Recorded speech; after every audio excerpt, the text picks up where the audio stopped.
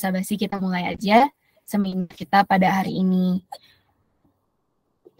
Nah, untuk di rangkaian-rangkaian selanjutnya akan ditemani oleh Miss Irna yang akan memandu sesi seminar kita sampai nanti tahap tanya jawab. Silakan untuk Miss Irna, dipersilakan. Oke, terima kasih Bintang dan Michelle untuk panduannya. Saya akan mulai dengan, saya akan pakai kesempatan pertama untuk memperkenalkan EYL Pro Consulting. Jadi ada semboyan bilang tak kenal maka tak sayang. Webinar ini diadakan oleh PT EYL Pro Consulting. Jadi sedikit informasi tentang PT EYL Pro Consulting. Kami adalah perusahaan consulting yang berbasis di Indonesia, tetapi karena teknologi yang sekarang sudah semakin canggih, maka tidak terbatas jasa-jasa yang kami berikan untuk khusus di Indonesia saja, bisa di seluruh dunia gitu ya. Kemudian kami berdirinya tahun ini, tahun 2023.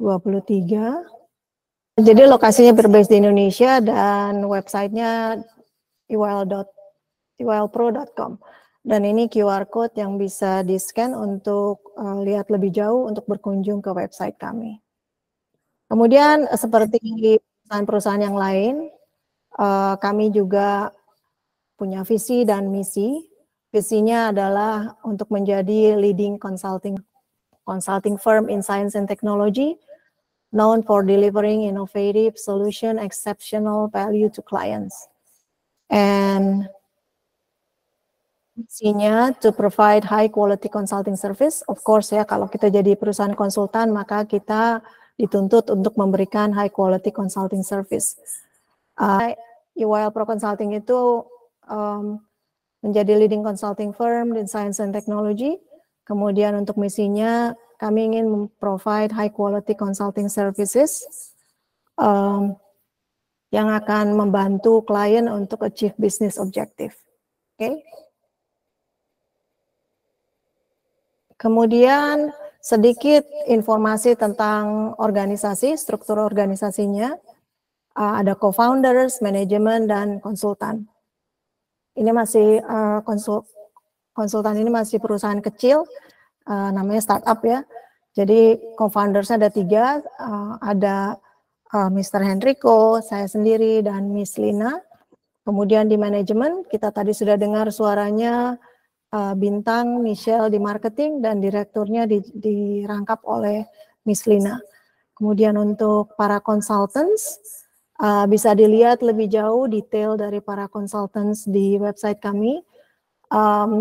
Berkaitan dengan fokus kita hari ini, para konsultan ini graduated atau mereka studi di berbagai negara yang berbeda. Jadi kalau hari ini kita berbicara tentang fokus studi di USA, maka konsultan-konsultan kami ini graduatednya dari berbagai universitas di luar negeri, seperti misalnya Ibu Profesor Hani Wijaya ini, beliau graduated dari Jepang. Kemudian Bapak Dr. Abraham Simatupang ini graduate-nya dari Germany. Ibu Watumesa Agustinatan graduate-nya juga dari UC Davis, Amerika.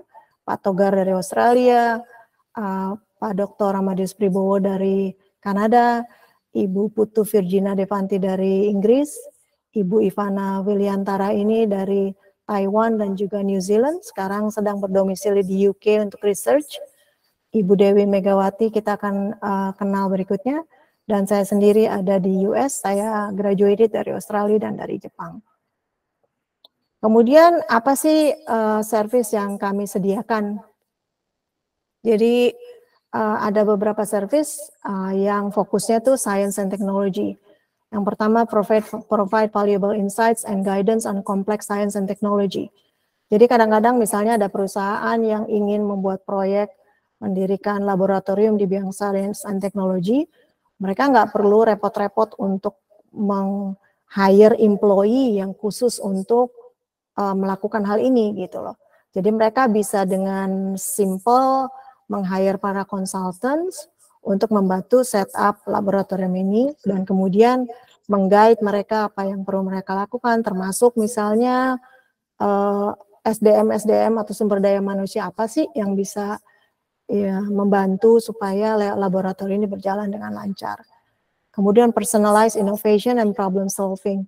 Jadi kita bisa juga meng-create atau membantu clients sesuai dengan kebutuhan di masing-masing institusi atau kantornya gitu loh. Karena tiap kantor, tiap institusi punya kebutuhan yang berbeda.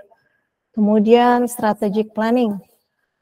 Karena konsultan kami berpengalaman, jadi kami bisa membantu membuat planning yang lebih strategis gitu. Jadi nggak buang-buang waktu. Kemudian training education seperti ini misalnya kami juga bisa membantu mengarahkan teman-teman yang ingin sekolah ke luar negeri untuk bisa lebih fokus atau lebih kena ke sasarannya. Sedangkan consulting scenario-nya bisa bermacam-macam ya. Ada yang one time, itu bisa hourly, bisa juga project based, maunya pokoknya sampai project itu selesai. Bisa juga time based, bisa monthly, yearly, fiscal year, budget, atau kliennya propose scenario gitu loh. Misalnya, oh ini kami sudah kerjakan ini tapi belum beres nih, bisa nggak ambil take over gitu untuk melakukannya.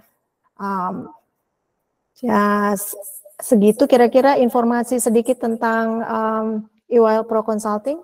Kami ada juga ada 2 video yang mau kami share dengan teman-teman di sini. Dan ini sosial media yang bisa teman-teman lihat, follow, subscribe untuk melihat apa-apa saja yang kami lakukan di perusahaan kami.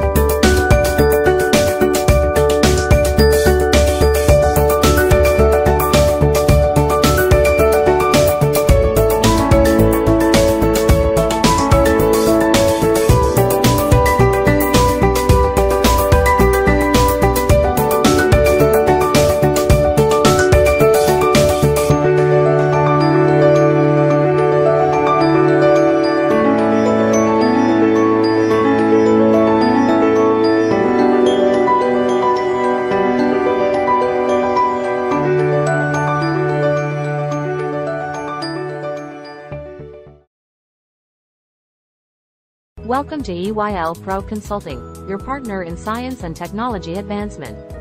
But why should you consider bringing a consultant into your project? In a rapidly evolving world of science and technology, where innovation is the key to success, one consulting firm stands ready to help you unlock your project's full potential. Inviting a consultant to the table isn't just a choice, it's a strategic advantage. Here's why. At EYL Pro Consulting, based in the vibrant heart of Indonesia, we're more than advisors. We're catalysts, collaborators, and problem solvers dedicated to helping you overcome challenges and achieve your project's goals. Let's meet our consultants. Dr. Putu Virginia Devante is a passionate and accomplished academic researcher. She has led several successful research projects that focus on unlocking the potential of microbes for food, nutraceutical, and biomaterial production.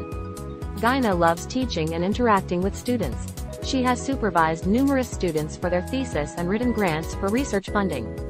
Gina is the person to talk to if you would like to improve deliveries of your products through bioencapsulation. Fermentation using microbes is also her valuable expertise.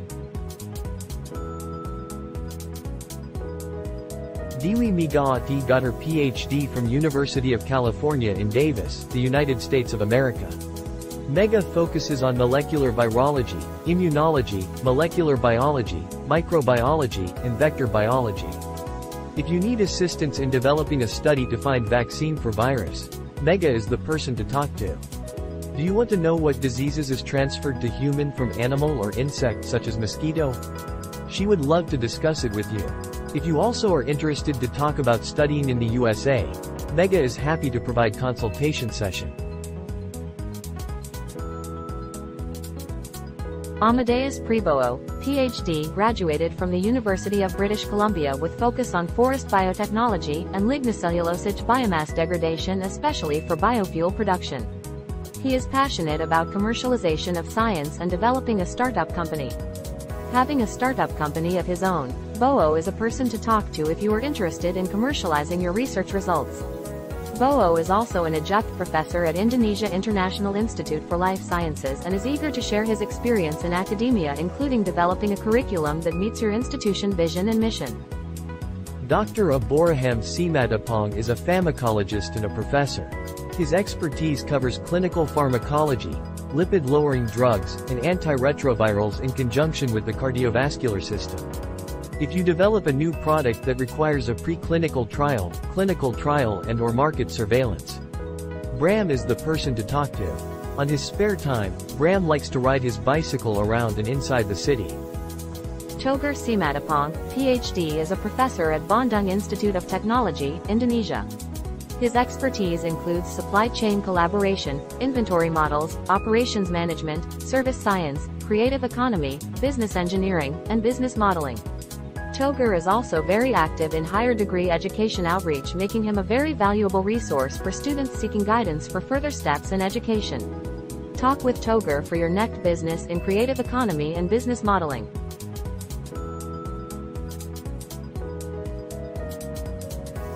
Irnauli Sitepu, PhD, is a microbiologist who has over 20 years of experience working in a laboratory for research and development related with the use of microbes for their functional properties. Irna has an intensive experience in phenotypic screening of microbes. She has also experience leading a waste management initiative. Other expertise include the management of biosafety level 2 laboratory management, and microbial culture collection management. Talk with Erna if you want to personalize your laboratory to meet your need. Watumesa 10, PhD, is a professor at a private university in Indonesia. Mesa's expertise includes microbial cultivation, DNA extraction and analysis, molecular identification of microorganisms, gene cloning, gene expression analysis, bioremediation, and plastic biodegradation. Mesa is also interested in bioremediation and degradation of plastic by bacteria. Mesa is passionate about teaching and development of teaching strategy in her class.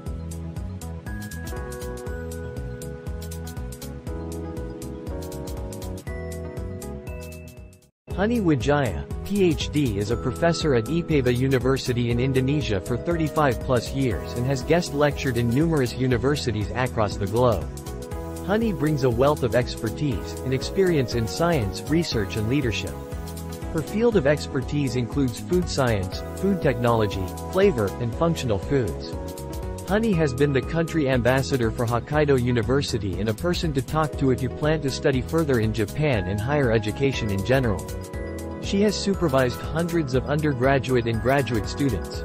Her research has led to the commercialization of Ca-Ukut candy, a healthy alternative sweets, sourced from a non-sucrose maloleka cayuput oil. A commitment to translate science into commercialization.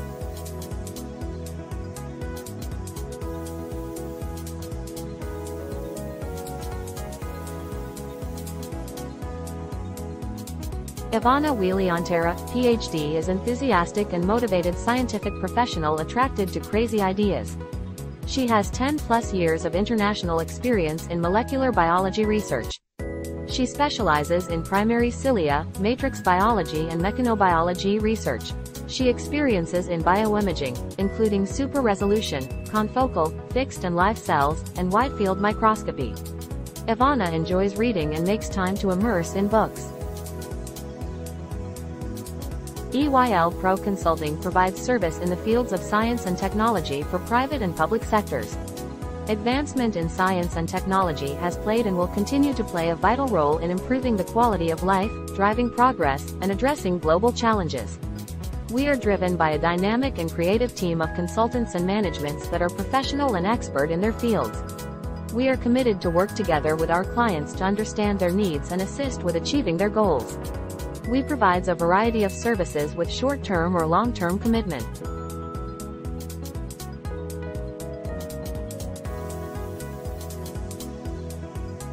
Our services encompass a wide range of valuable solutions tailored to your needs, such as but not limited to valuable insights and guidance on complex science and technology, personalized innovation and problem solving, strategic planning for short-term and long-term objectives, specialized training and education programs to enhance skills and knowledge.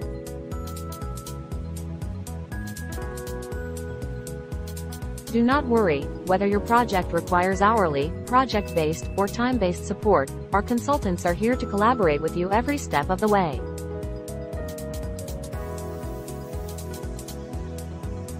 Reach out to us today and let's embark on a journey of innovation together. EYL Pro Consulting, where science, technology, and innovation converge. SciTech, your way. Thank you for watching. If you have not subscribed our channel, please subscribe, like, share and leave a comment, it would help us a lot. See you next time. Acara berikut. Jadi saya dengan bangga memperkenalkan Dr. Megawati.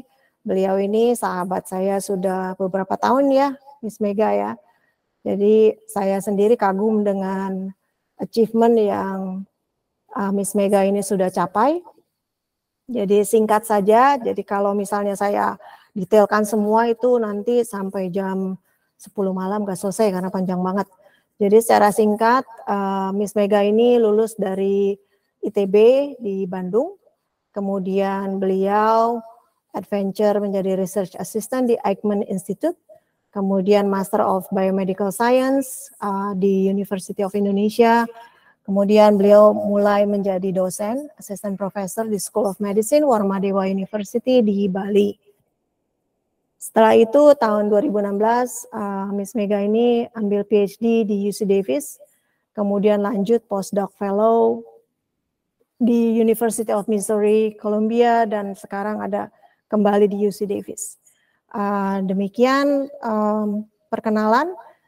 Silakan Miss Mega untuk presentasi, untuk share pengalamannya dan informasi tentang studi di USA. Thank you, Ms. Irna, for your kind introduction. Terima kasih juga kepada EYL Pro Consulting for having me. Selamat pagi semua untuk di US dan selamat malam bagi teman-teman di Indonesia. Seperti Ms. Irna sampaikan, saya Mega dan saya alumni UC Davis. Ya, saya alumni UC Davis dan saat ini sedang postdoc di UC Davis. I'm delightful to be here and I'm happy to share info and tips studying the US. Next slide, please. Oke, kalau kalian melihat gambar ini, kira-kira apa yang ada di benak kalian? Bisa silakan tuliskan di kolom chat. Misalnya bisa sesimpel impian masa kecil atau kuliah di tempat yang bergengsi. Coba silakan tuliskan di kolom chat. Mungkin next slide, please. Concrete jungle. It's one nice thing. Ya, mungkin karena kita belum tahu ya seperti apa. Ini kita setuju bahwa ada banyak alasan kenapa international students memilih kuliah di US. Salah satunya adalah world class education. Kita tahu seperti misalnya MIT atau Harvard itu salah satu top universitas di dunia. Selain itu, degree yang diperoleh dari international institution itu berlaku secara internasional, tidak hanya di Amerika saja. Tentunya ini membuat career opportunity kita lebih luas ya. Jadi bisa bekerja di US sendiri atau di negara lain.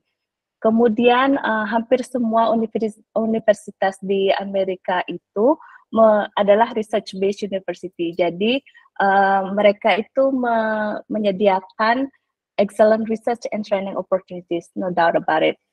Selain itu ada juga networking opportunity yang bagus di US.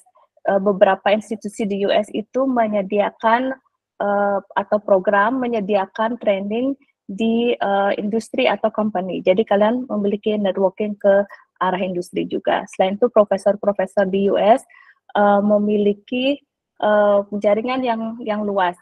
Jadi kalian bisa memiliki benefit untuk itu. Selain itu ada exclusive support for international students.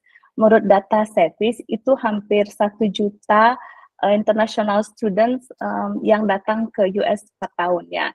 Jadi setiap kampus di US memiliki international office yang mensupport kalian. Dari international office. Dan selanjutnya tentang cultural diversity. Mungkin yang ada di benak kalian di US itu kemungkinan besar kebanyakan orang putih. Tidak. Jadi US itu adalah suatu melting pot dari berbagai macam etnik atau cultural background dari seluruh dunia. Jadi kalian bisa temui dari berbagai macam orang dari dunia. Misalnya contoh kecil di lab saya sendiri yang tempat saya bekerja sekarang, student-studentnya itu ada yang dari China, dari Korea, dari Romania, ada dari Paris, dari India, jadi sangat diverse. Terus satu lagi yang ingin saya point out, makin banyak sekarang kampus di US itu mensupport work-life balance untuk mencegah stres dan burnout. Itu akan memudahkan kalian untuk menyelesaikan studi dengan program ini. Next slide, please. Next slide. Ini beberapa fundamental question yang bisa membantu kalian. Yang pertama adalah, what do you want to study in the United States? Tadi kita udah bahas ya, ada banyak alasan kenapa United States, kenapa bukan negara lain misalnya. So which college and university will meet your needs? Ini kita bahas di slide selanjutnya. Kemudian, will you need financial assistance? Studi di US itu untuk tuition fee-nya average-nya untuk per tahun ya, kira-kira tuh 40.000 sampai 50.000 US per tahun. Itu belum termasuk living cost. Jadi kalau kalian perlu financial assistance, perlu mulai dipikirkan beasiswa apa yang akan mendukung studi kalian. Terus syaratnya apa aja dan deadline-nya kapan. Kemudian, where do you want to live in the United States? Nah, ini juga perlu dipertimbangkan. Next slide, please.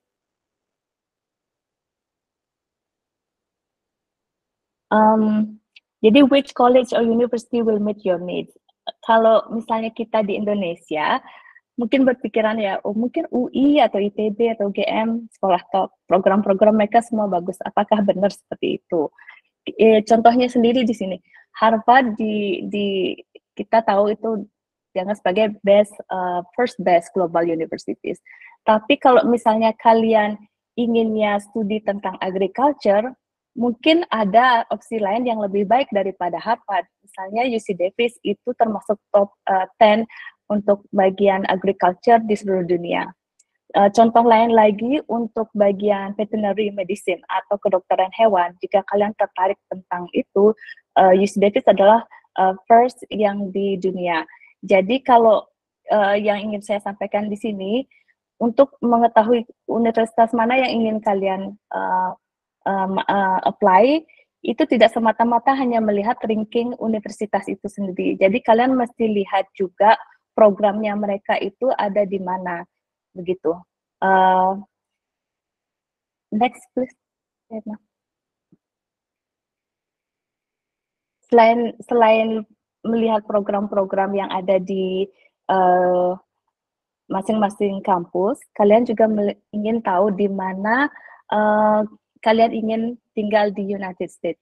United States itu memiliki 50 state, jadi living cost masing-masing state itu juga berbeda. Misalnya California dan New York itu dua state yang sangat mahal. Jadi kalau memang ingin kuliah di sana, perlu diperhatikan living cost-nya dan biaya untuk makan dan yang lain-lain. Selain itu, US itu negara yang sangat besar. Kalau negara-negara bagian yang dekat dengan Kanada, yang berbatasan dengan Kanada, itu biasanya winternya lebih panjang dan lebih dingin. Selain itu, negara-negara di Midwest itu juga lebih dingin dibandingkan dengan negara-negara yang berbatasan dengan ekuator, misalnya Florida, Texas, dan California. Next, please. Jadi itu just keep in mind bahwa ada beberapa pertimbangan yang perlu kalian perhatikan memilih universitas mana yang kalian akan apply.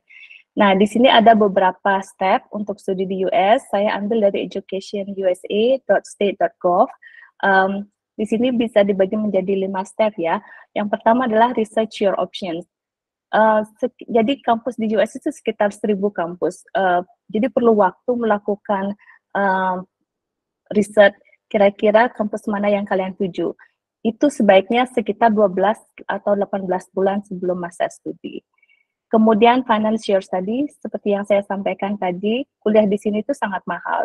Jadi perlu pertimbangkan biayanya dari mana, apakah perlu beasiswa atau tidak. Yang ketiga adalah complete your application. Nanti di slide selanjutnya kita akan membahas persyaratan apa saja yang diperlukan untuk studi di US. Yang keempat adalah, nah sekarang kalian misalnya sudah dapat LOE dari kampus yang kalian tuju. Nah, selanjutnya adalah menentukan visa. Student visa ini biasanya dikeluarkan oleh student harus bekerja sama dengan international office untuk menentukan visa apa. Ada 3 jenis visa yang diperlukan untuk studi di US, yaitu F, J, dan M. Jadi ini perlu diperhatikan visa mana yang cocok untuk kalian. Kemudian yang terakhir adalah prepare your departure. Nah, di sini perlu melakukan orientasi dan menyiapkan keberangkatan kalian, termasuk dokumen-dokumen yang diperlukan untuk imigrasi di bagian imigrasi di US. Next slide, please. Ini nggak interdependen ya, jadi ada suatu step yang mesti dilakukan bersamaan. Kita bisa bahas lebih lanjut di sesi Q&A. Nah, ini beberapa general requirement untuk studi di US. Yang pertama adalah academic transcript, tentunya dalam bahasa Inggris ya. Kemudian yang kedua adalah personal history statement atau diversity statement. Nah, ini 2 hal yang baru buat kita. Kalau di US, kita perlu membuat essay untuk graduate student ya, 1-2 halaman tentang personal history statement. Nah, apa aja yang mesti ada di situ. Di sini adalah kesempatan kalian menunjukkan diri, pengalaman, dan statement ini harus bersifat jelas, singkat atau concise, dan persuasif.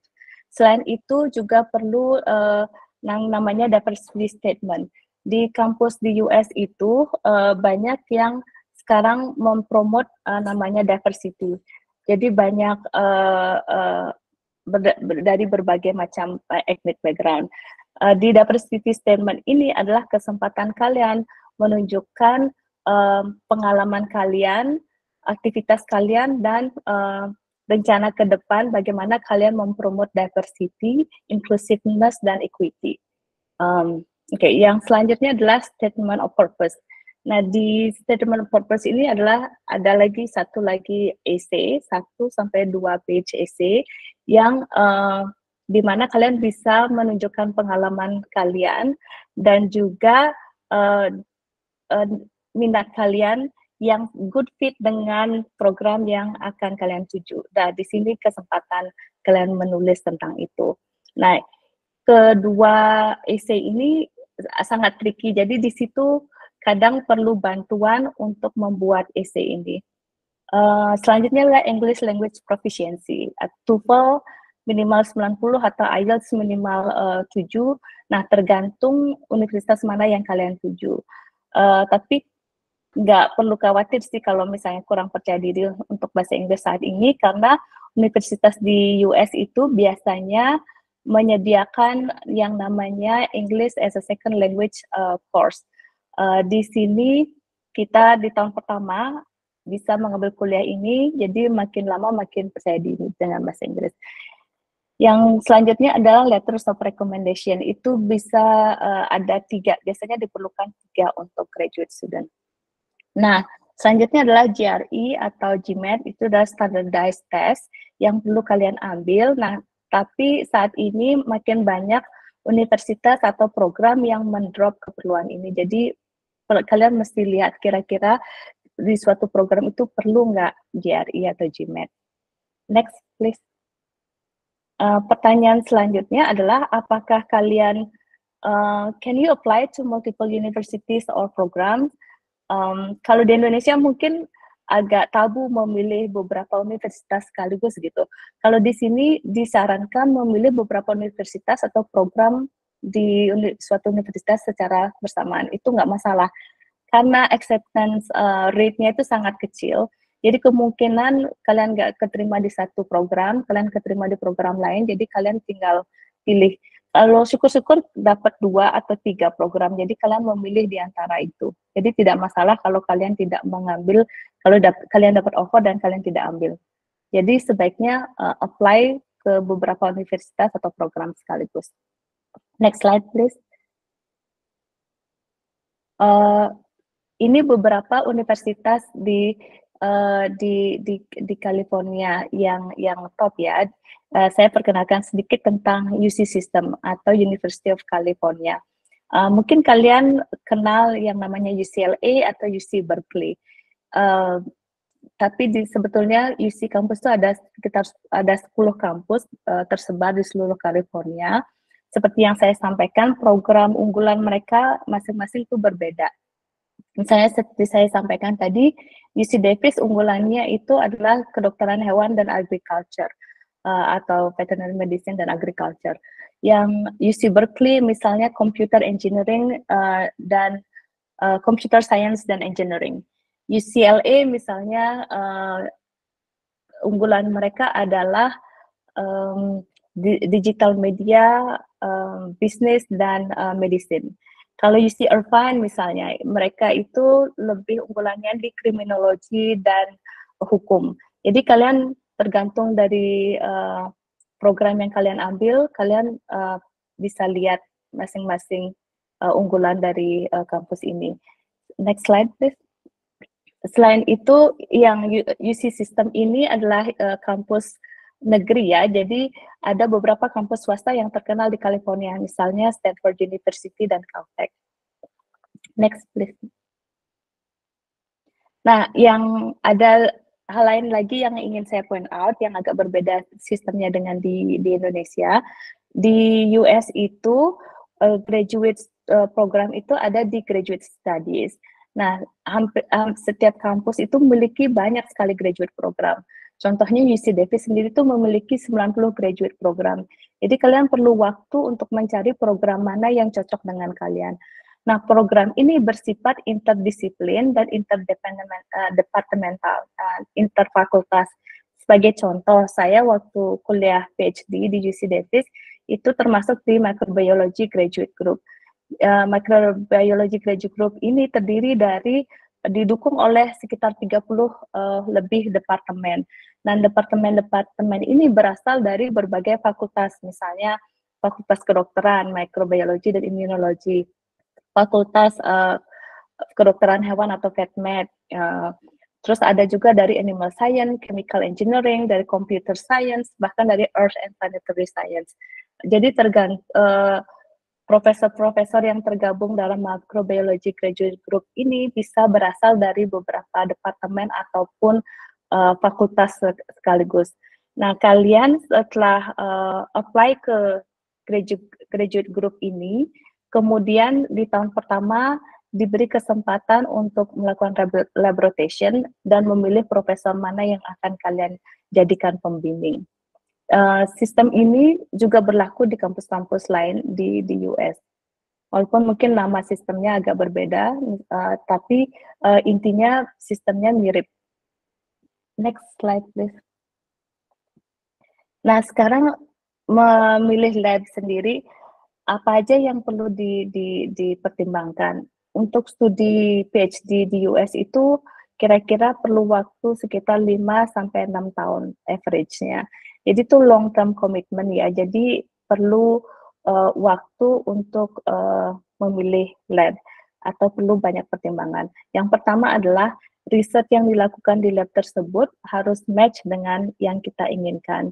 Kemudian kita perlu tahu bagaimana sih komitmen profesor ini developing mentees career.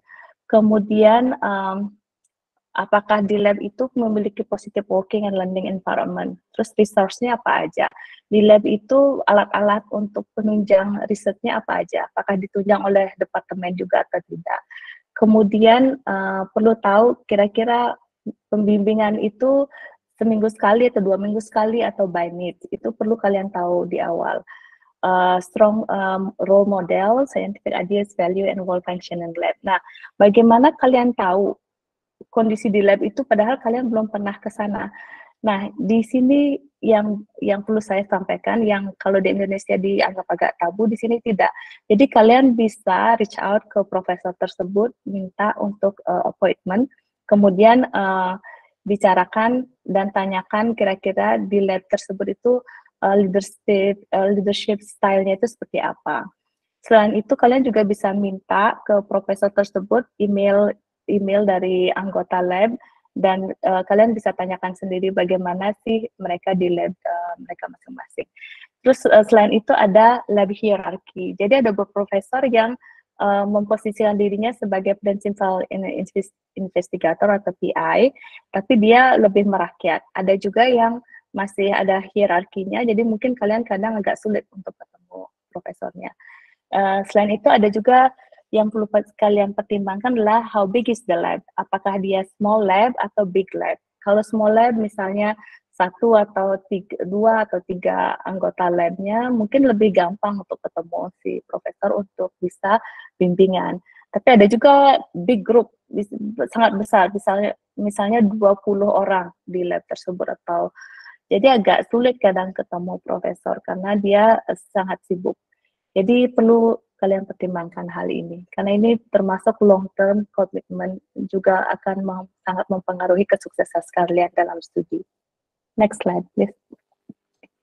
Oke, sekarang kalian anggaplah sudah dapat lab. Itu juga tidak mudah ya untuk mendapatkan lab, karena perlu kecocokan dengan lab yang akan kalian tuju. Jadi perlu dibangun trust antara mentor dan mentee. Selain itu harus develop juga mutual respect antara mentor dan mentee, atau antara student dan profesor. Jadi apa aja yang bisa kalian kembangkan atau tunjukkan atau berikan kepada lab tersebut, yaitu adalah entusiasme kalian, work ethic kalian, motivasi, inisiatif, sama keinginan untuk belajar, dan ingin untuk kolaborasi, termasuk juga intelektual kalian, kreativitas, dan share goals. Nah, ini beberapa hal yang bisa kalian berikan ke lab tersebut, di mana nanti kalian bisa berkembang di sana. Jadi kalian harus siap untuk learn and grow di suatu lab. Itu saja sih dari saya, ini bersifat general. Jadi banyak hal yang perlu dipertimbangkan sebelum kalian studi PhD. Karena program ini cukup panjang kalau di US. Ini yang saya sampaikan ini bersifat general. Next slide, Mbak Irna. Jika kalian ingin konsultasi one-on-one, bisa menghubungi EYL Pro Consulting. Kita siap bantu untuk mencari program ataupun cari beasiswa untuk program ini.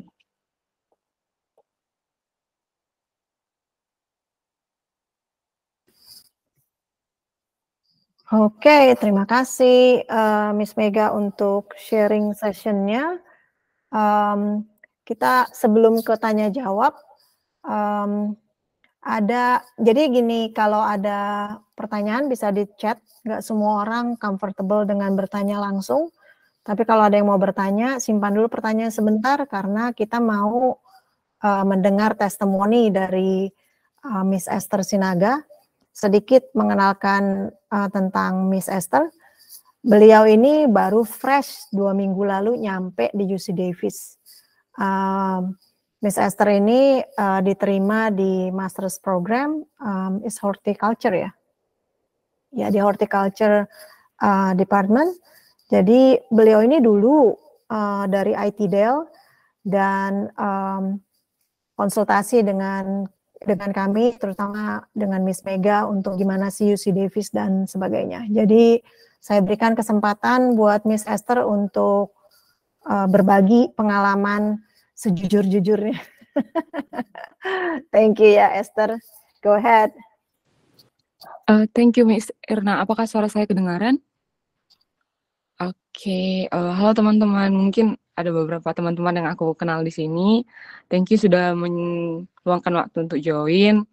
Nah, kebetulan kemarin itu selama persiapan setahun itu aku banyak dibantu dari Miss Mega, dari persiapan awal saat aku belum tahu apa-apa sampai ke sini pun masih dibantu begitu, dan juga dengan Miss Irna. Pengalaman aku kemarin dimentori oleh Miss Mega itu, pertama di apply persiapan itu aku kurang tahu banyak mengenai gimana caranya studi di USA gitu. Mulai dari pertama apply-nya, seperti yang tadi yang udah Kak Mega juga jelaskan mengenai dokumen, aku kurang paham itu diversity statement itu apa, bagaimana cara mengisinya, dan bagaimana agar kalau kemarin pengalamanku ada 3 dokumen yang diminta, bagaimana agar dokumen ini saling melengkapi dan tidak overlapping begitu. Karena kadang kita sebagai apalagi yang misalnya dari S1 begitu, nggak terlalu memahami bagaimana caranya membuatnya agar strukturnya itu bagus, terorganisir, dan poin yang kita sampaikan itu tidak berulang. Jadi orang yang mereview tidak malas melanjutkan membaca ke selanjutnya begitu. Kemudian kalau kemarin itu dibantu juga dengan website, misalnya di website ini apa-apa aja yang sebenarnya kamu bisa manfaatkan, apa-apa yang bisa kamu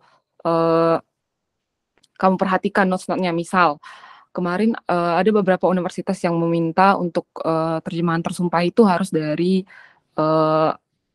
instansi yang sifatnya negeri, namun ada juga beberapa instansi yang minta boleh dari instansi swasta, namun harus yang bersertifikat seperti itu, dan ada juga yang bisa menerima dari kampus. Nah, hal seperti ini tuh bisa dibantu dari mentor. Kemudian referensi universitas dan jurusan kayak yang sudah dijelaskan oleh Kak Mega, Miss Mega tadi, itu penting karena kita sebagai yang masih awam terbatas mengenai pengetahuan mana-mana aja. Ada beberapa universitas yang bagus, namun mereka tidak terlalu peduli dengan ranking begitu. Jadi orang-orang yang sudah tinggal di negara tersebut, yang sudah punya pengalaman, mungkin bisa membagikan pengetahuannya kepada teman-teman sekalian mengenai tips-tips universitas mana yang bagus, yang cocok, orang-orangnya yang mungkin lebih bisa lebih cocok dengan kultur Indonesia dan sebagainya begitu. Kemudian yang terakhir itu yang paling penting itu menurutku waktu menghubungi profesor. Untuk pengalaman dengan profesor ini aku banyak dibantu oleh Prof Mega, apalagi jujur aku dari universitas yang tidak menggunakan bahasa Inggris sebagai bahasa pengantar. Jadi ada keterbatasan memahami pesan dari profesor itu apa. Misalnya kita meng-email ke profesor, nah apakah maksudnya ini A atau B atau C begitu. Nah, memiliki seorang mentor itu akan bisa membantu teman-teman menginterpretasikan ini apa yang dimaksud dan bagaimana ke depannya aku harus balas apa gitu.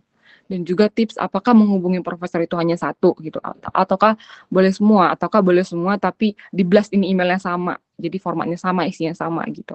Nah, ini bisa dibantu juga oleh mentor.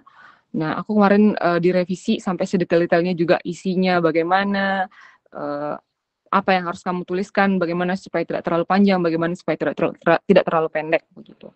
Kemudian mungkin kegalauan mengenai apakah daftar beasiswanya dulu atau daftar kampusnya dulu begitu. Ini ya di pejuang beasiswa dan pejuang S2 dan S3 gitu.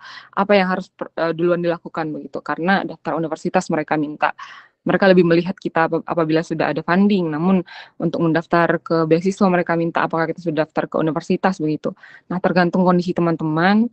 Ada yang merasa lebih nyaman daftar beasiswanya dulu, ada yang lebih nyaman daftar univnya dulu. Namun ternyata kalau ada yang bisa berjalan bersamaan begitu.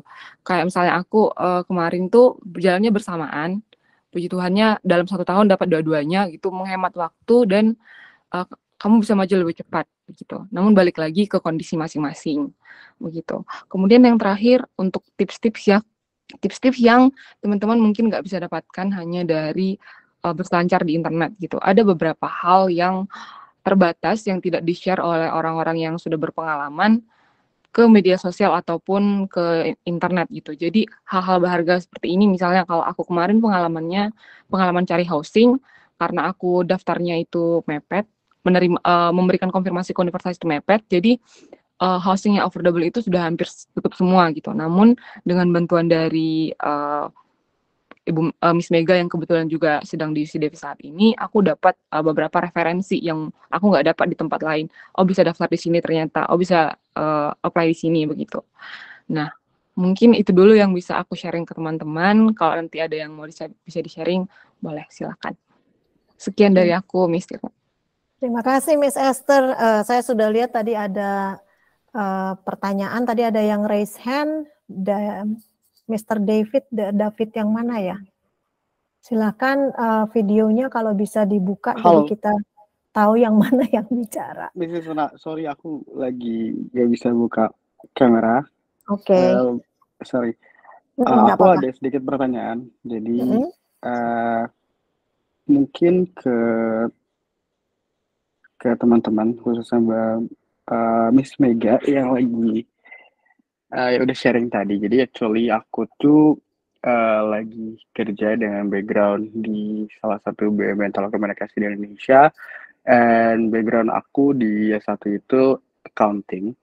Terus setelah kontemplasi, memikirkan ini itu, akhirnya aku memutuskan untuk at least I wanna try to apply di salah satu university di US,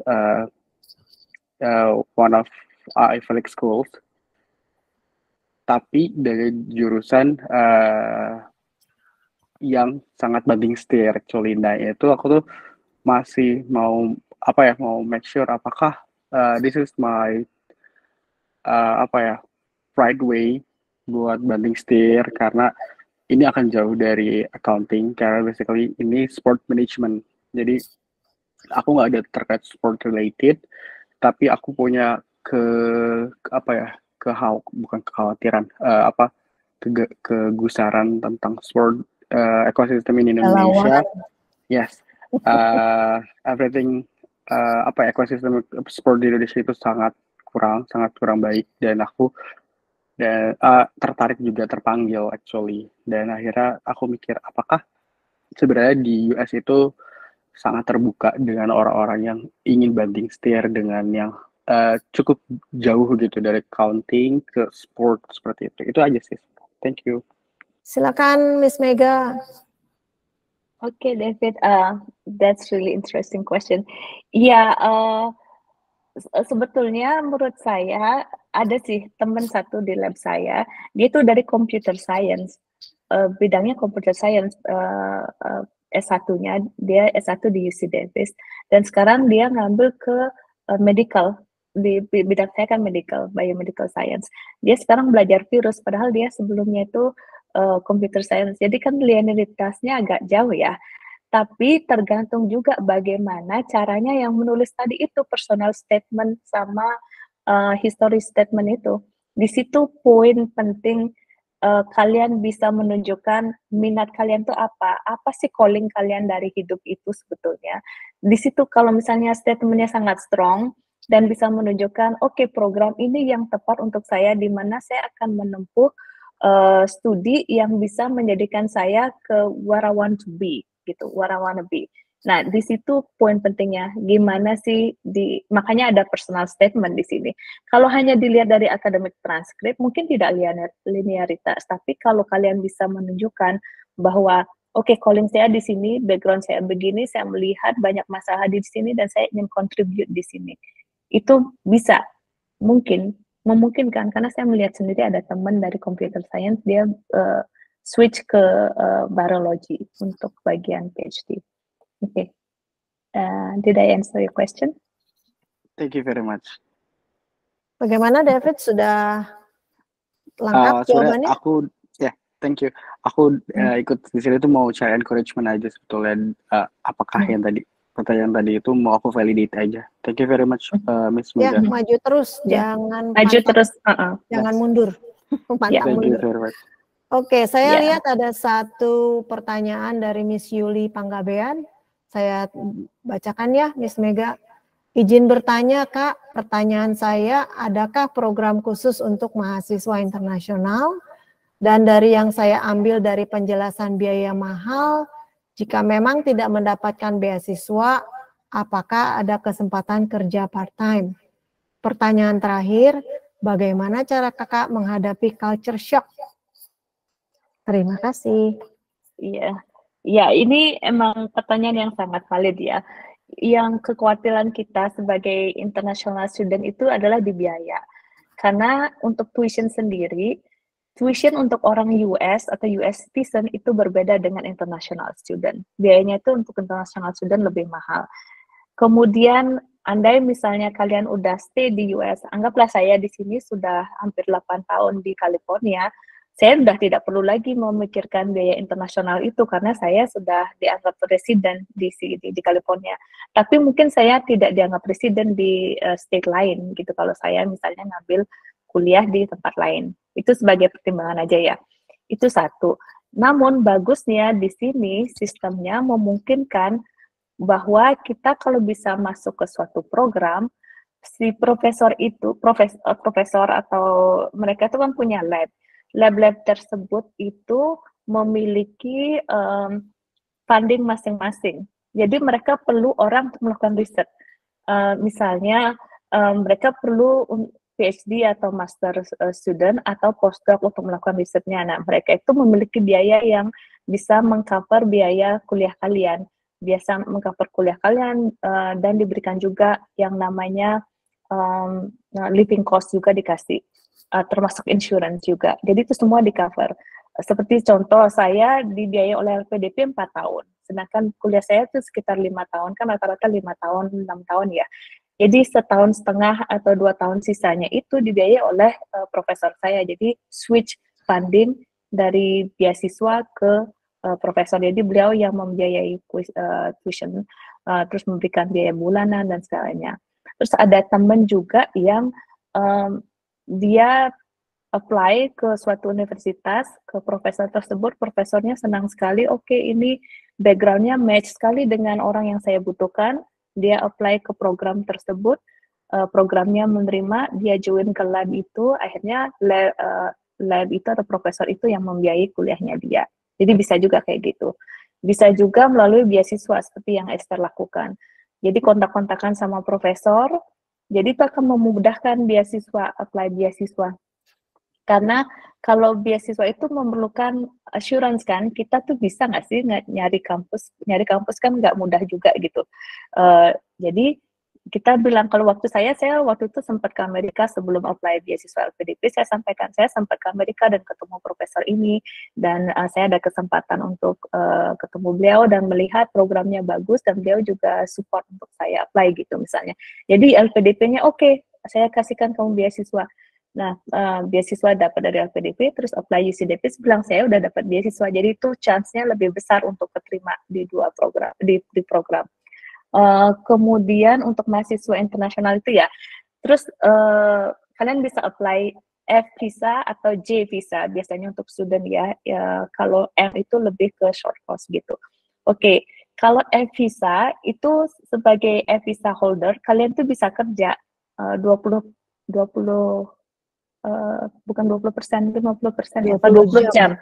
20 jam per minggu. Jadi kalian bisa kerja sambil kuliah. Selain itu kalian juga bisa kerja di kampus, nggak hanya kerja jadi tukang kopi atau apa misalnya, tapi di sini banyak sudah memang kerja sambil jadi barista, istilah kerennya barista ya. Jadi jadi barista, jadi kerja di restoran, jadi waiter, dia sambil kuliah itu hal yang wajar sekali.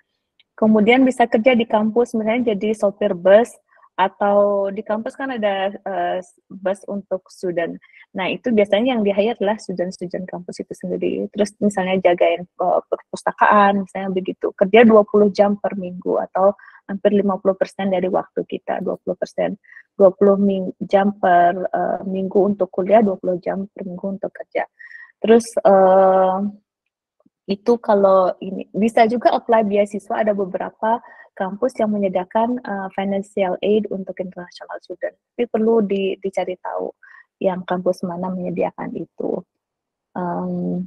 Yaitu kalau J visa, sayangnya kalau kalian milih J visa, kalian tidak bisa kerja di kampus. Tapi kalau kalian bawa keluarga, si suami atau istri kalian tuh bisa kerja. Kalau kalian milih F visa, kalian bisa kerja, tapi istri atau suami tidak boleh kerja. Jadi ada konsekuensinya di sana. Kemudian bagaimana cara menghadapi culture shock? Ya tentunya akan terlalui sih, pasti ada culture shock, ada periode kalian culture shock. Pertama euforia dulu, wah sampai nih di Amerika sekian perjuangan, setahun dan 2 tahun perjuangan, akhirnya sampai di sini. Kemudian udah senangnya habis, bisa culture shock. Saya kangen sekali dengan rumah, saya pengen pulang, udahan aja studinya. Tapi di sini tuh supportnya luar biasa. Kita punya namanya komunitas, untuk sama ada komunitas. Kalau di Indonesia untuk student Indonesia kita namanya Permias ya.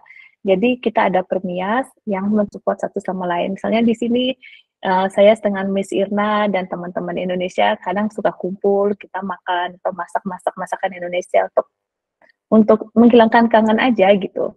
Jadi itu ngaruh sekali sih support itu. Suatu saat pernah saya down sekali, terus ada teman yang oke Mega saya masakin kamu opor. Itu rasanya beda sekali, langsung semangat lagi, belajar lagi gitu. Ya. Padahal cuman opor ya. Ya padahal opor itu ngaruh banget sih. Tapi di sini apalagi itu dapat namanya rendang misalnya. Tahu goreng, tempe balado itu rasanya jauh lebih enak dari steak wagyu. Anyway, terima kasih Miss Mega. Ada lagi pertanyaan? Oh, dari ini ada yang raise hand, Mister Sulkan ya? Mister kan ya? Iya.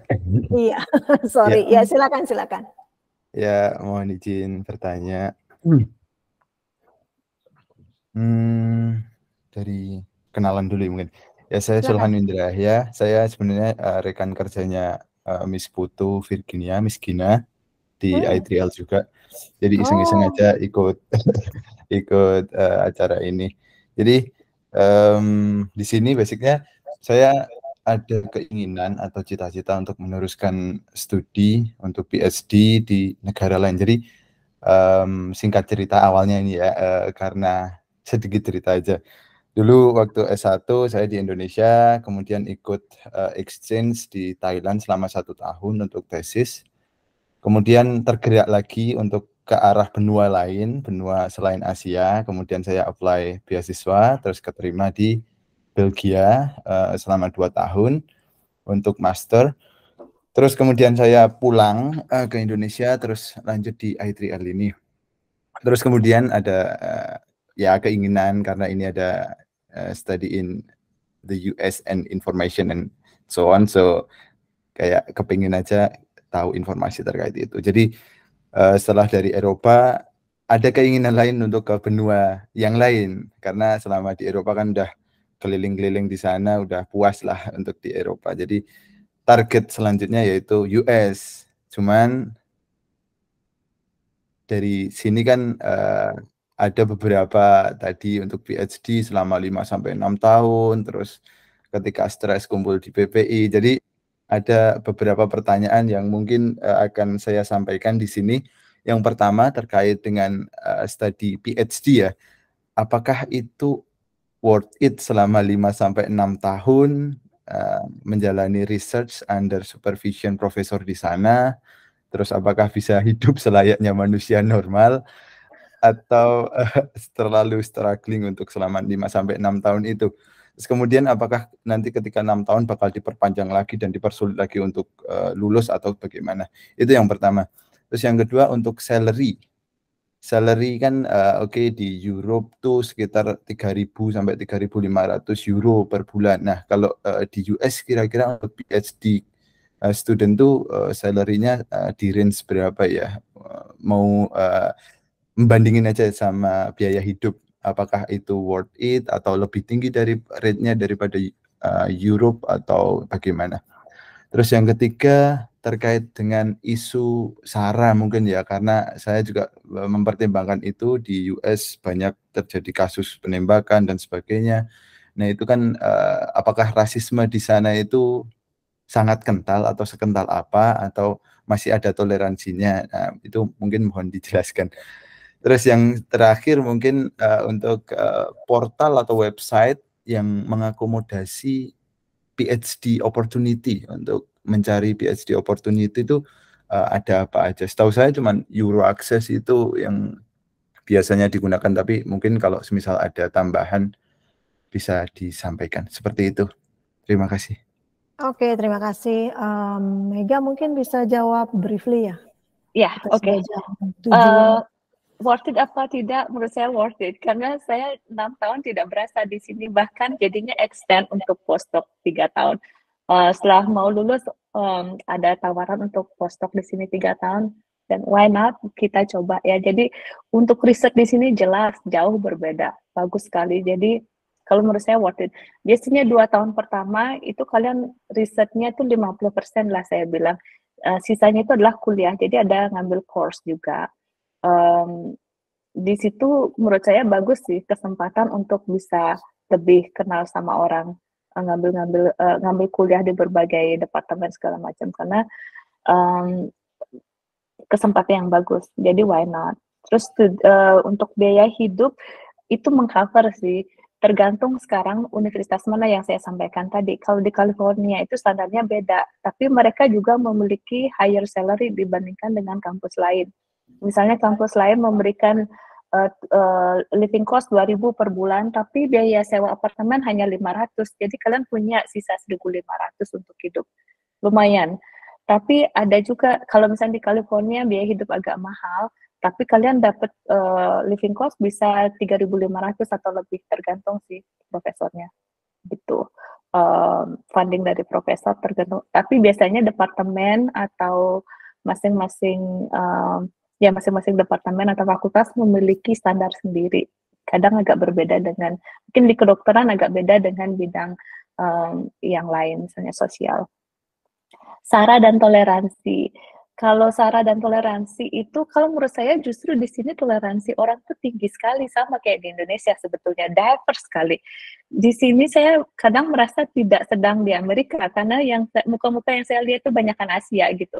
Bisa orang China, Korea, atau Jepang, Filipina. Jadi kadang merasa ini di US apa enggak sih sebetulnya. Ada orang Meksiko juga, ada orang Italia, Jerman. Profesor saya orang Jerman. Jadi sangat diverse. Kalau saya sih tidak merasa ada namanya SARA ya, lebih ke toleransi sih yang saya rasakan. Itu kan tergantung sih. Pertanyaan yang penting itu ada di kalian sebetulnya. Apakah kalian ini hidup di tempat yang hostil atau tempat yang mendukung? Kalau kalian merasa kalian hidup di tempat yang mendukung, itu biasanya sih environment mendukung dengan sendirinya.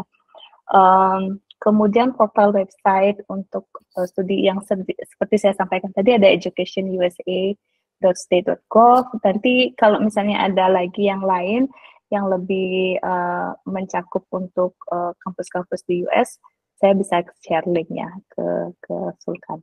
Ya, semoga menjawab. Iya, hanya sedikit tambahan aja tentang toleransi.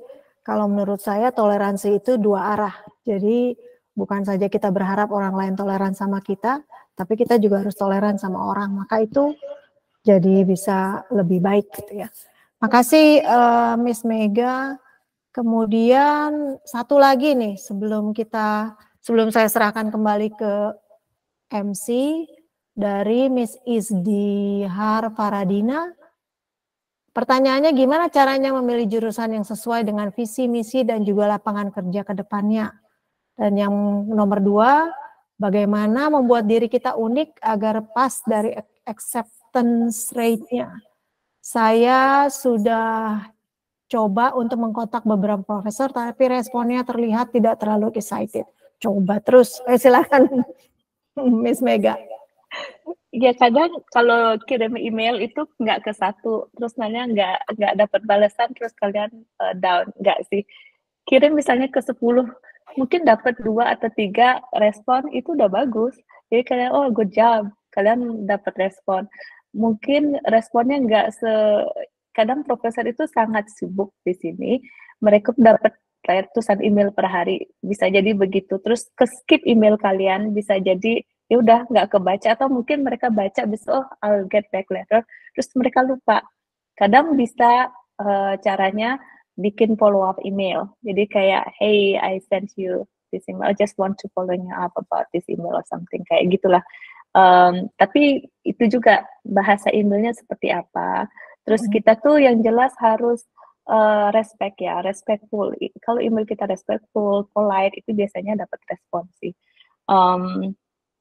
Kalau misalnya unik, nah setiap orang itu menurut saya unik. Mereka tuh menjalani hidup masing-masing dengan pengalaman sendiri masing-masing. Di situ sih yang bisa kalian majukan. Apa sih keunikan kalian itu? Menurut saya kalian unik. Nah di situ kalian perlu menggali sendiri apa sih keunikan kalian itu gitu. Kita kan nggak bisa bilang unik kalian tuh di sini gitu. Kalian yang bisa mengeksplor diri sendiri. Unik saya itu apa yang membedakan saya dengan orang lain. Terus memilih visi misi dan lapangan kerja ke depannya. Biasanya di situ juga perlu menggali diri sendiri.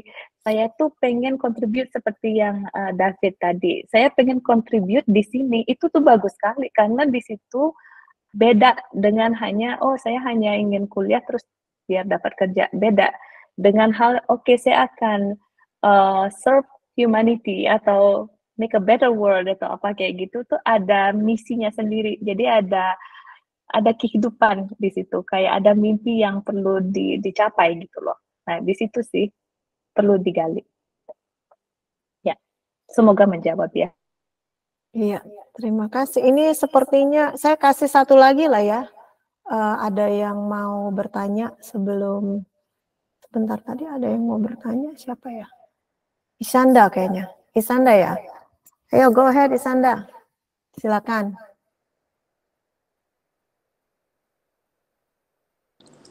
Iya, halo. Halo, silakan. Ya, perkenalkan saya Isanda dari SITH ITB. Ingin bertanya, jadi kan setahu saya kalau di US ada program PhD yang tidak harus masters dulu ya. Nah, saya ingin bertanya untuk di UC Davis sendiri, apakah aplikan untuk program masters, doctors ini harus mempunyai pengalaman tertentu atau memungkinkan untuk fresh graduate S1 asalkan sudah ada plan riset yang cukup jelas? Itu sih pertanyaan saya. Terima kasih. Oke, Sandra. Ya, kita sama-sama alumni SITH ini. Kalau saya alumni SITH. Iya. Ya, kalau di sini memungkinkan langsung S1 ke S3, nggak perlu master. Tapi kalau punya master itu lebih bagus, karena kan pengalaman lebih banyak. Intinya tuh profesor mencari orang yang pertama punya pengalaman. Oke, mungkin pengalamannya nggak terlalu bagus, tapi dia eager untuk study gitu. Dia pengen untuk maju, willing to learn and grow. Jadi nggak masalah sebetulnya. Banyak kok, ada beberapa student di lab saya itu mereka nggak punya master, jadi langsung dari S1 ke S3, jadi nggak masalah. Pengalaman kerja atau yang penting kalau misalnya begitu kasusnya, kalau kalian punya beasiswa, itu memudahkan sekalian untuk mencari profesor di sini. Begitu kalian punya beasiswa, itu artinya membantu si profesor itu tidak mengeluarkan dana untuk studi kalian. Jadi chance kalian untuk keterima di US itu sebetulnya besar sekali kalau kalian udah punya beasiswa. Apalagi pertanyaannya tadi ya? Udah kayaknya PhD tidak Udah harus. sih ya, itu aja. Udah ya? Oke. Sudah. Ya. Ini sepertinya semakin malam semakin banyak yang bertanya. Tapi karena keterbatasan waktu, kami yang di Amerika juga mau mulai bekerja. Jadi untuk sementara ini kita stop dulu sesi tanya jawabnya. Semoga jawabannya bisa membantu, juga bisa menginspirasi untuk teman-teman di sini merencanakan langkah ke depannya ya. Yang penting jangan patah semangat, nggak dijawab sama 2 email, kirim lagi email, anggap aja itu latihan mental. Oke, saya kembalikan ke MC, terima kasih, mohon maaf kalau ada salah-salah kata. Oke, terima kasih banyak untuk para pembicara dan juga Mrs. Irna untuk sesi pembicara dan juga sesi Q&A tadi. Aku harap teman-teman semua bisa dapat banyak insight lainnya, dan semoga persiapan teman-teman untuk ke US bisa lancar terus. Nah, kita hampir di penghujung acara, cuman kita on cam dulu yuk untuk sesi dokumentasi.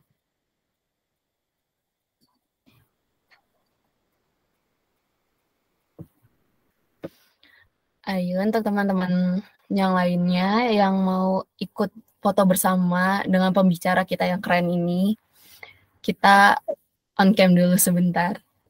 Oke, karena sepertinya udah nggak ada lagi yang mau on cam, kita mulai aja ya sesi dokumentasinya. Sesi dokumentasi akan saya bantu pimpin. Oke. 1, 2, 3. Sekali lagi. 1, 2, 3. Oke. Baik, itu aja untuk sesi dokumentasi, tapi teman-teman jangan leave dulu nih, karena kita mau ada door prize. Nah, untuk di door prize kali ini akan dipimpin oleh Miss Lina. Untuk Miss Lina, dipersilakan.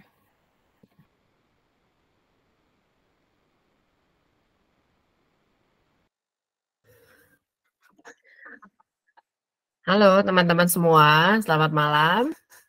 Terima kasih telah setia mengikuti acara seminar kita. Nah, sekarang kita refresh dulu ya. Kita ikutan apa itu?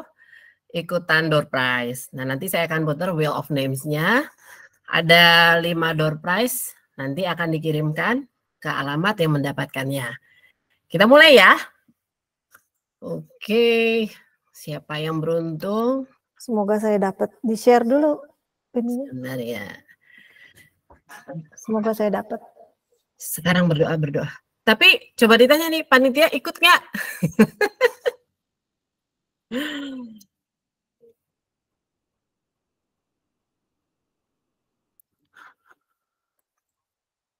Nah, kita berdoa dulu nih. Siapakah gerangan yang beruntung? 1, 2, 3. Treng.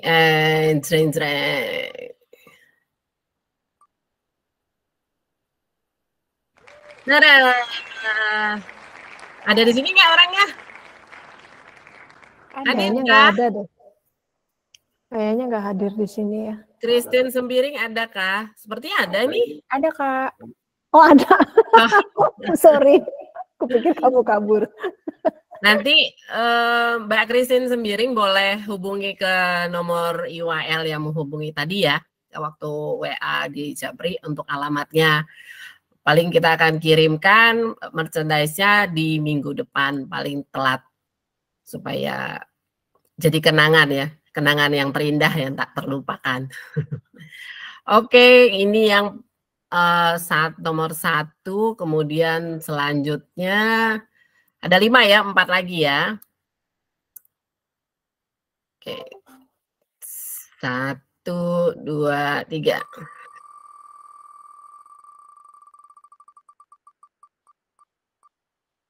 Up.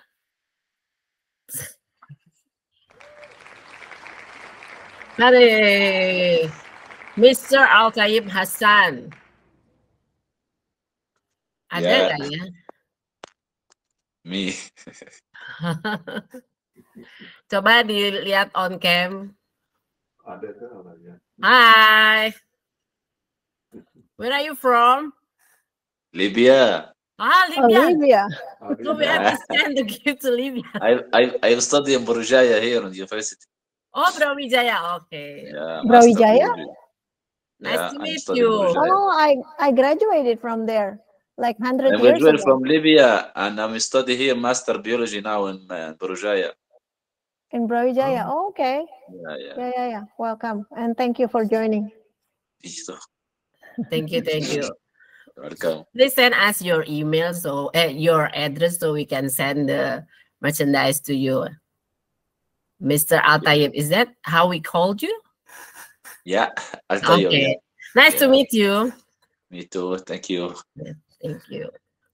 Okay, next for another 3 ya. 1, 2, ayo yang belum dapat doa sekarang, doa. 1, 2, 3.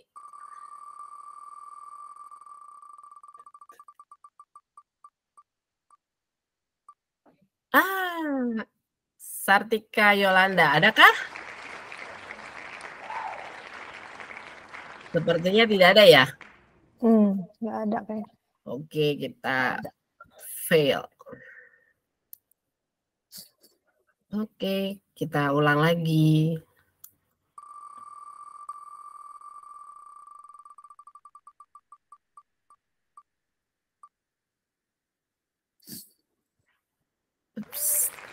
Nah, ya. Adakah Mbak Hikmahnya di sini? Ada, Bu. Oh, ada. Hadir, Bu. Boleh di on cam nggak, Mbak Hikmah? Kebetulan sinyalnya kurang bagus di sini, Bu. Oh, kurang bagus. Nanti kirim foto aja ya. Jadi nanti keluar masuk sepertinya. Iya, katanya tak kenal maka tak sayang, biar kita saling menyayangi satu dengan yang lain. Kan begitu? Oke, Mbak Hikmah, nanti tolong di WA emailnya ya. Sorry, dari tadi email terus alamatnya ya, untuk kita bisa kirim ada merchandise dan stiker dari IWL Pro Consulting. The next. Siap, Bu. For the other 2.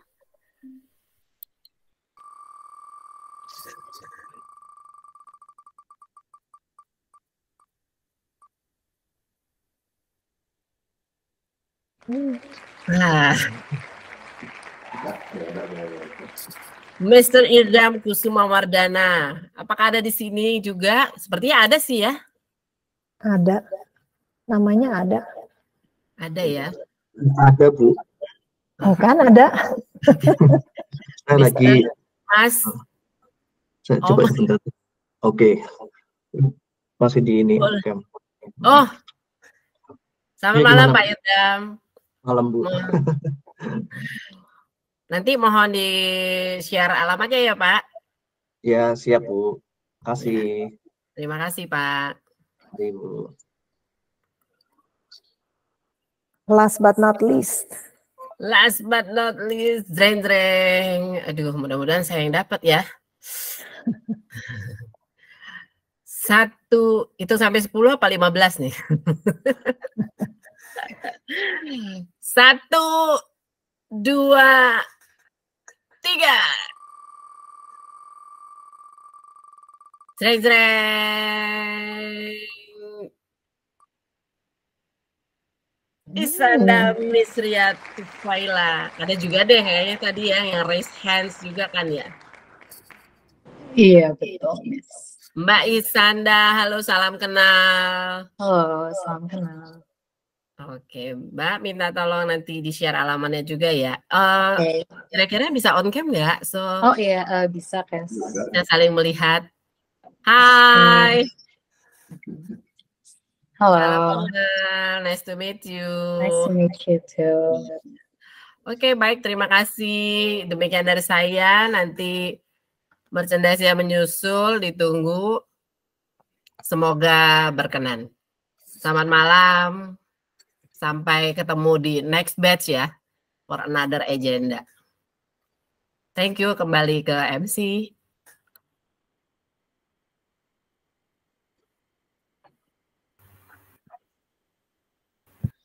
Oke, sekian untuk sesi door prize. Selamat untuk semua pemenang. Seperti yang udah disampaikan sebelumnya, jangan lupa untuk dikirim ya address-nya ke kontak EYL biar nanti merchandise itu atau door prize-nya bisa dikirim ke kalian.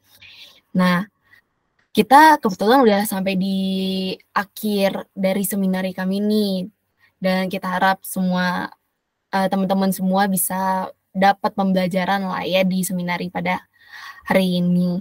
Nah, mungkin teman-teman masih ada yang mau bertanya lebih lanjut atau masih mau melakukan konsultasi lebih lanjut dengan tim EYL. Di sini kita akan membagikan informasi kontak EYL agar kalian agar teman-teman semua bisa terus terhubung dengan kita. Untuk kontaknya boleh bantu di-share. Nah, berikut untuk kontak dari EYL Pro Consulting. Nah, kalian untuk bisa bertanya lebih lanjut bisa melalui Instagram EYL Proco, TikTok EYL Pro, lalu Facebook EYL Pro Consulting, dan juga YouTube EYL Pro Consulting, dan bisa juga kalian scan aja barcode yang ada di sisi kanan.